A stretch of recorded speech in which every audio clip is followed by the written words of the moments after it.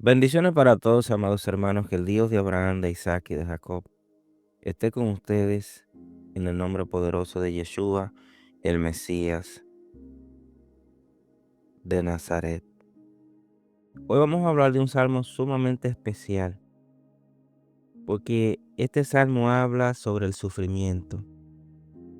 Habla del sufrimiento del que lo compuso, pero a nivel profético habla del sufrimiento del Mesías. O sea, este salmo es muy mesiánico. Y también nosotros podemos utilizar este salmo cuando estamos pasando por un sufrimiento. Aquí, cuando usted lee este salmo, usted se va a dar cuenta que hay una descripción, se describe a un justo que sufre de manera injusta, que está rodeado por enemigos y traicionado por gente que está muy cerca de él. Cuando usted lo analiza, usted se va a dar cuenta que inclusive Yeshua cita este salmo. Yeshua, cuando estaba en la cruz, cita este salmo. O sea que hay mucho poder espiritual enmarcado en este salmo. ¿Para qué es útil este salmo? Para cuando usted está en momentos, en tiempos de desesperación muy profunda, cuando siente que los problemas le están cubriendo, que los problemas son superiores, que usted se está hundiendo, se está ahogando en problemas emocionales, en problemas económicos, en problemas espirituales. También sirve cuando usted está pasando un proceso de difamación, y su familia también lo rechaza. Cuando usted está siendo incomprendido o atacado por la fe, por su fe y por su integridad. Y por último, este salmo nos sirve para meditar en la pasión de Yeshua, su sufrimiento, cuál es el costo emocional y físico y espiritual que Yeshua tuvo que pagar, que el Mesías tuvo que pagar por nosotros, por nuestras rebeliones. Así que si usted va a meditar en este salmo, tome este salmo junto con Isaías 53. Y ahí hay energías espirituales de redención para que usted medite día y noche, para que usted entienda el trabajo y la obra expiatoria de Yeshua. Y para que entienda el por qué dice Yeshua que Moisés y los profetas hablan de él. Así que vámonos a donde dice la primera parte, Salmo, sálvame, oh Dios, porque las aguas han entrado hasta el alma. En el mundo hebreo, cuando se habla de aguas profundas, es decir, Mayin Amukim, ¿qué simboliza eso? Eso simboliza caos y muerte, como en el caso del diluvio. Y cuando dice que entran hasta el alma, ¿qué significa? En hebreo es ad nefesh, significa angustia. Ya no solo una angustia externa, sino que usted hasta la vida suya se está viendo amenazada.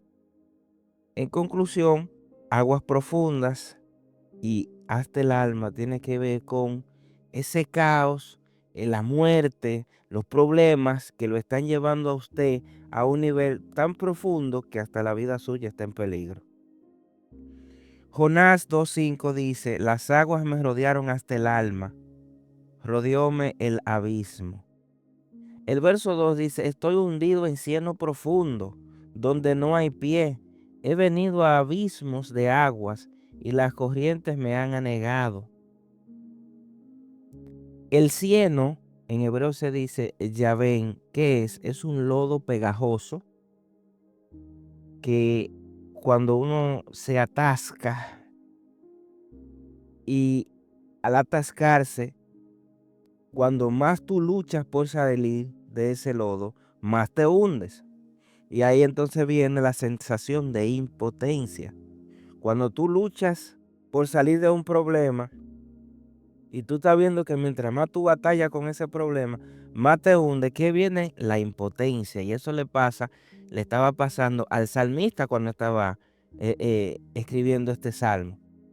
Verso 3 dice, cansado estoy de llamar, Mi garganta se ha enronquecido. Han desfallecido mis ojos esperando a mi Dios. Hay un agotamiento físico.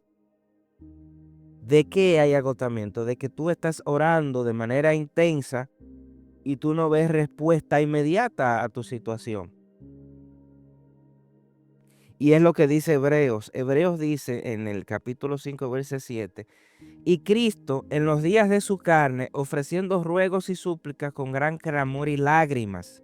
Había desesperación en el Mesías, el Hijo de Dios, el ungido del Altísimo. ¿Cuánto no más en nosotros cuando estamos pasando ciertas dificultades? Verso 4. Se han aumentado más que los cabellos de mi cabeza los que me aborrecen sin causa. He tenido que restituir lo que no hurté. Yeshua se ganó un odio gratuito. O sea, no había razón por la cual odiar a Yeshua. Porque ¿qué razón había para odiar a una persona que estaba sanando, que estaba hablando de la palabra de Dios, que estaba mandando al arrepentimiento, que decían, ustedes tienen que regresar a la Torá de Moisés y a los profetas, ustedes tienen que creer en la salvación de Dios, ustedes tienen que dejar la hipocresía, el hurto, el maltrato entre ustedes tienen que dejar de enriquecerse con las cosas que le pertenecen a Dios y hacer las cosas de Dios un negocio. Dejen eso. Pero se ganó el odio. ¿Por qué? Porque cuando tú comienzas a traer a la luz lo que está mal, quien está haciendo lo malo, las obras de los malos, ¿qué pasa con esa gente? Se sienten amenazados porque ellos no quieren que lo descubran. Y eso le pasó a Yeshua. A Yeshua ser la luz del mundo y sacar a colación, no para destrucción, sino para salvación, las cosas que se estaban haciendo mal. ¿Qué pasó? Se ganó un odio. ¿De quién se ganó un odio? De los que estaban siendo afectados. ¿Quién eran los que estaban siendo afectados? La cúpula que tenía el poder. Los sacerdotes corruptos, los saduceos corruptos. Y un sector de los fariseos que estaban mal a niveles religiosos por la hipocresía, etcétera, etcétera. Pero principalmente se ganó el odio de quienes tenían el poder religioso. Y así nos pasa hoy. Tú te das cuenta que cuando tú empiezas a llamar a los individuos, porque Dios te da una palabra, bíblicamente hablando, a que dejen de hacer lo malo, porque Dios siempre llama a los hombres, Dios elige hombres y mujeres a que le digan a sus hermanos lo que están haciendo mal. Pero cuando tú vas donde tus hermanos y le dices lo que están haciendo mal, ¿qué hacen ellos? En vez de arrepentirse y decir, eso es llamado de Dios, porque mira, yo estoy haciendo esto mal, no. Es que pasa que ellos no quieren que la luz los alumbre, porque ellos están en sus obras pecaminosas, en su mal camino, y ahí ellos se ponen bravos y comienzan a decirte, no, porque tú también hiciste esto, no, porque eso no es de Dios, Dios no actúa así, yo mira mi prosperidad como yo estoy, mira cómo tengo mi iglesia llena de gente, mira cómo se me llena, mira que hablo en lengua y estoy en el espíritu, y tú estás en la carne, porque así es que lo interpretan. Cuando tú mandas Dios te da una palabra para que se la hable a su pueblo. Y ese pueblo no quiere. ¿Qué hacen ellos? Ellos te comienzan a atacar a ti. Y eso es un patrón repetitivo en todas las Sagradas Escrituras. Cuando Dios levanta a Isaías, cuando Dios levanta a Jeremías, cuando Dios levanta a Habacuc, cuando Dios levanta a los profetas, hombres y mujeres, y le decían, ustedes tienen que arrepentirse. ¿Qué hacía el pueblo? No, mira, nosotros estamos aquí, mira cómo nosotros estamos, tenemos dinero, nos está yendo bien. Y le tiraban piedra a los profetas, y el patrón se sigue repitiendo. Y Yeshua se lo dijo a su generación, a la generación de aquella vez, cuando él vino, le dijo, ustedes tienen que arrepentirse, ustedes tienen que realmente enfocarse en las obras del reino. A ellos no les gustó eso y comenzaron a levantarle falso testimonio a Yeshua. Y lo llevaron al Gólgota. Entonces, alguien tiene que restituir. Dice verso 4, se han aumentado más que los cabellos de mi cabeza los que me aborrecen sin causa. Yeshua paga, restituye la deuda del pecado que él no cometió. Fíjense, El que no hizo nada tiene que pagar por lo que hicieron. ¿Por qué sucede así? Porque si tú coges a un pecador y lo sacrificas, es un pecador.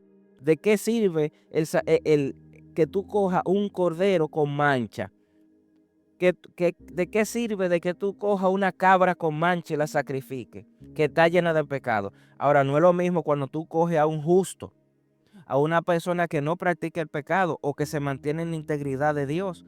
Ahí tiene valor. Entonces imagínate tú coger al que nunca pecó y lo llevaron al Gólgota.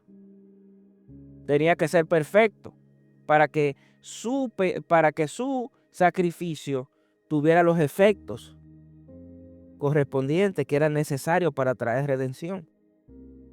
Juan 15:25 dice, pero esto es para que se cumpla la palabra que está escrita en su ley. Sin causa me aborrecieron. Verso 5, Dios, tú conoces mi insensatez y mis pecados no te son ocultos. David habla aquí de sus errores propios. Ahora, el Mesías, siendo sin pecado, asume aquí la insensatez, el pecado de la humanidad como propio. Él se convierte en el representante de los pecadores, sin haber pecado, para cargar la culpa colectiva de su generación y de la humanidad completa.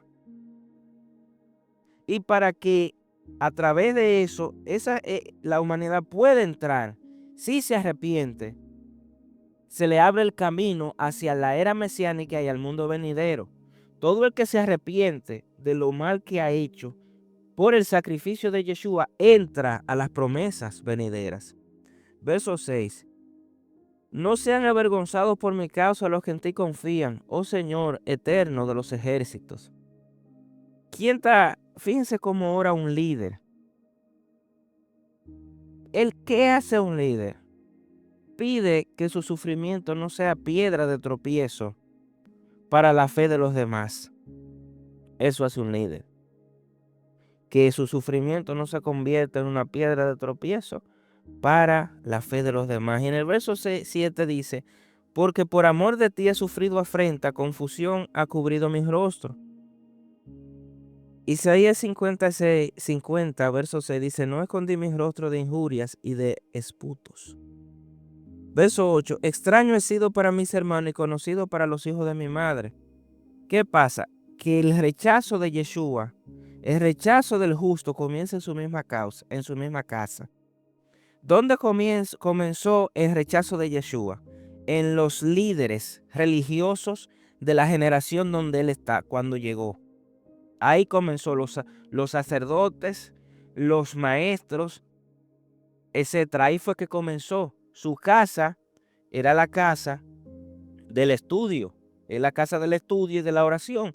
Entonces el rechazo de Yeshua comenzó ahí, con los líderes religiosos de aquella época. ¿Dónde normalmente empieza tu rechazo cuando tú empiezas a hablar palabra de Dios? En tu misma iglesia. Cuando Dios te da palabra verdadera, ahí mismo es que tú comienzas a recibir rechazo. ¿Dónde tú comienzas a recibir rechazo? Cuando tú te levantas en el pueblo y comienzas a decir lo que Dios te dice de tu cúpula. Lo primero que te comienzan a criticar y a tirar piedra son la gente que te conocen. Lo primerito. ¿Quiénes fueron los primeros que rechazaron a Moisés? El mismo grupito de siempre de poder religioso. Y por eso Moisés tuvo que irse al desierto y durar más de 40 años por el desierto, en la casa en Madián. Creo que fueron 80 o 40, no recuerdo el número. Dice Juan capítulo 7, verso 5, porque ni aun sus hermanos creían en él. Verso 9, porque me consumió el celo de tu casa, y los denuestos de los que te vituperaban cayeron sobre mí. Aquí hay un punto clave, porque aquí en este verso te define la limpieza del templo. Te habla del celo. ¿Qué es el celo? El celo es un amor ardiente que no tolera la profanación de las cosas sagradas. Pablo aplica la segunda parte de este verso. Dice, los de nuevo todo lo que te esperaban cayeron sobre mí. A Yeshua también. Y Juan 2:17 dice, entonces se acordaron sus discípulos que está escrito, el celo de tu casa me consume. Romanos 15:3 dice, los vituperios de los que te vituperaban cayeron sobre mí. El celo sagrado consiste cuando tú ves que las cosas de Dios la están profanando. Ahí empieza el celo santo. Cuando tú ves que las cosas de Dios en tu congregación, en tu casa, en tu familia, en tus hermanos de tu comunidad, están profanando lo sagrado, ahí comienza el celo. En esta generación en la que nosotros vivimos, hay mucha profanación de la cosa sagrada. Se ligan letras de canciones destinadas a Dios con ritmos musicales diabólicos. Ritmos que provienen, por ejemplo, de tribus africanas que se utilizaban para llamar demonios, invocar seres malignos, invocar dioses paganos. Hay muchos ritmos musicales, tanto en la música caribeña como la anglosajona, etcétera, que esos ritmos eran y son todavía utilizados para invocar demonios. Entonces, en el cristianismo pentecostal se sufre mucho de eso, de que por ignorancia cogen letras sagradas y la fusionan con músicas que vienen del mundo diabólico. Están profanando lo sagrado.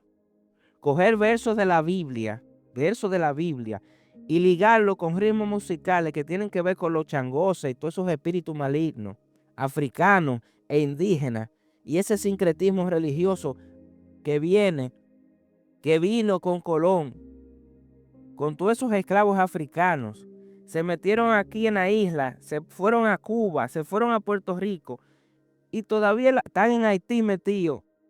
Y todos esos ritmos musicales los ligan y hacen de que música cristiana. Hay que tener mucho cuidado con eso, amado hermano. Verso 10 al 12. Lloré afligiendo con ayuno mi alma, y esto me ha sido por afrenta. Se mofaban de mí los que se sentaban a la puerta, y se burlaban de mí en sus canciones los bebedores de sidra. Antes hablé de la música, antes de comentar este verso, hablé de la música, pero usted sabe la cantidad de estrategias mundanas que los pastores están implementando en las iglesias, y que cuando tú te levantas a decirle, pastor, mire, eso está mal, porque eso no debe ser, te tiran piedra. No, tú lo que eres un religioso. Eso, nosotros somos libres en Cristo. Libres en Cristo. Meter en la iglesia las cosas que son del mundo, eso no es ser libre en Cristo, eso es ser esclavo del pecado. Cuando tú coges las cosas del mundo, las estrategias del mundo, y las implementas en la iglesia para que la iglesia sea potable para la gente del mundo, y tú conviertas la iglesia en un circo, en un teatro, en una película mundana, eso no es ser libre en Cristo. Usted es un esclavo del pecado y sigue en el pecado, sumergido en el pecado, porque nosotros no estamos llamados a parecernos a las cosas del mundo. El mundo tiene que parecerse a nosotros y nosotros nos parecemos a Cristo. Entonces, comentando el verso 10 al 12, ¿qué significa sentarse en la puerta? ¿Quién era los que se sentaban en la puerta? Los jueces y los ancianos. Cuando habla de bebedores, ¿se refiere a qué? Al vulgo. ¿Qué significa eso? Que del justo se burlan todo el mundo. Desde la corte, de los que tienen poder judicial, a la taberna, los que están en los bares, el justo sufre burla. De ti se burla todo el mundo. Si tú eres un justo en Jesucristo, de ti se burla todo el mundo. Verso 13 al 18. Pero yo a ti oraba, oh Eterno, al tiempo de tu buena voluntad, oh Dios, por la abundancia de tu misericordia. Tiempo de favor, tiempo de voluntad. En hebreo es et raxón. ¿Qué significa eso? A pesar del caos, el salmista te está diciendo que hay un momento específico. A los cristianos les gusta decirlo en griego, o el tiempo kairos, para que Dios intervenga en tu vida. Y por eso 2 Corintios 6:2 dice, en tiempo aceptable te he oído. Versos 14 y 15. Sácame del lodo y no sea yo sumergido. No me anegue la corriente de las aguas. Vuelve y repite. Rescátame, Padre, de la muerte inminente. Mira que me estoy muriendo. Mira que ya está la muerte cerca de mí. Versos 16 al 18. Respóndeme, eterno, porque benigna es tu misericordia. No escondas de tu siervo tu rostro. El ocultamiento del rostro divino en hebreo se dice Aster Panim. ¿Qué significa eso? Ahí viene el mayor dolor del alma. Sentir que Dios ignora el sufrimiento es lo peor el peor sufrimiento que nosotros podemos tener cuando nosotros sentimos que Dios está ignorando que nosotros estamos sufriendo. Porque el rostro de Dios se oculta. Le ha pasado al pueblo judío en muchas ocasiones y vienen los exilios. Cuando el rostro de Dios se oculta, ¿quién es el rostro de Dios? Yeshua HaMashiach. Cuando Yeshua HaMashiach se oculta, entonces viene el exilio, viene el sufrimiento. Pero no es un ocultamiento por siempre. Es un ocultamiento momentáneo que nosotros percibimos una eternidad cuando sentimos que Dios se oculta. Verso 20. El escarnio ha quebrantado mi corazón y estoy acongojado. Esperé quien se compadeciese de mí y no lo hubo, y consoladores y ninguno hallé. ¿Qué pasó con Yeshua? Se metió la soledad en el Getsemaní y cuando estaba en el Gólgota, sus discípulos huyeron, nadie lo consoló, Pedro lo niega, Judas lo vende. Soledad, amados hermanos. No hay una cosa más difícil en un humano que superar el tema de la soledad, cuando todo el mundo te abandona. En Mateo 26:40 dice, así que no habéis podido velar conmigo una hora. Nadie está contigo en la hora cuando tú estás sintiendo las ráfagas de la tumba, de la muerte. Nadie quiere orar contigo. Todo el mundo se desgarita por ahí. Y eso aplica a todo. Cuando tú quieres poner un negocio, tú estás desesperado, todo el mundo te tira piedra. Ah, mira, fulano, de que poner un negocio, jajajaja, ese no va para ningún sitio. Pero después que ven que Dios está contigo y que tu negocio está prosperando, ahí vienen ellos a aplaudirte. Ay, sí, nosotros creíamos mucho en ti. Pasa en los negocios, pasa en la vida espiritual, pasa en todos los ámbitos. Verso 21. Me pusieron además hiel por comida y en mi sed me dieron a beber vinagre. Una profecía literal que se cumple en Yeshua. En Mateo 27:34 le dieron a beber vinagre mezclado con hiel. Juan 19:28, para que la escritura se cumpliese, dijo, tengo sed. Entonces, esas bebidas que le estaban preparando y que Yeshua no tomó, eran que se preparaba para una especie de analgésico. Esas bebidas que ya le dieron a Yeshua y le daban a la gente que sufría cuando lo llevaban a la cruz, porque la muerte por cruz es una de las muertes más sangrienta y dolorosa que se puede haber experimentado. Le dieron eso, pero como analgésico, él lo rechaza. Porque el propósito era llevarlo a plenitud, el sufrimiento, un dolor a 100%, sin analgésico, sin misericordia, ocultamiento total del rostro de Dios. Por eso es que Yeshua dice, Elí, Elí, ¿por qué tú me has desamparado? Sea su mesa delante de ellos por lazo y lo que es para bien por tropiezo. Cuando usted lea a Pablo en Romanos 11:19, Pablo lo interpreta respecto a aquellos en Israel que rechazaron al Mesías. Hubo un sector del pueblo de Israel, empezándola por la cúpula de poder, que rechazan al Mesías. Y eso se vuelve una trampa. ¿Por qué? Porque le impide ver la verdad.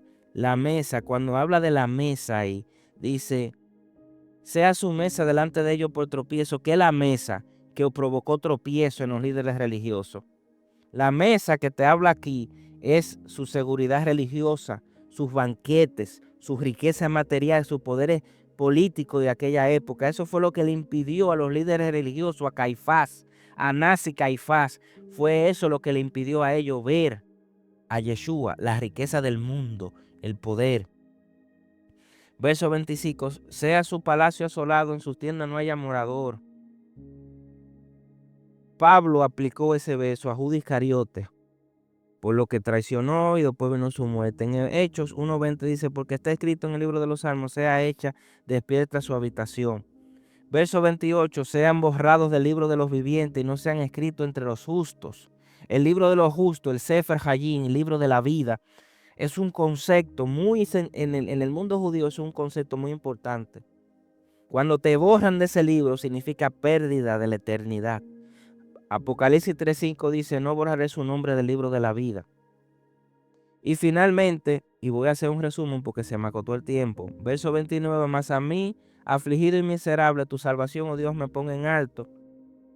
Alabaré yo el nombre de Dios con cántico y agradará al Eterno más que sacrificio de buey. Y verso 35 y 36, porque Dios salvará a Sión y reedificará la ciudad de Judá.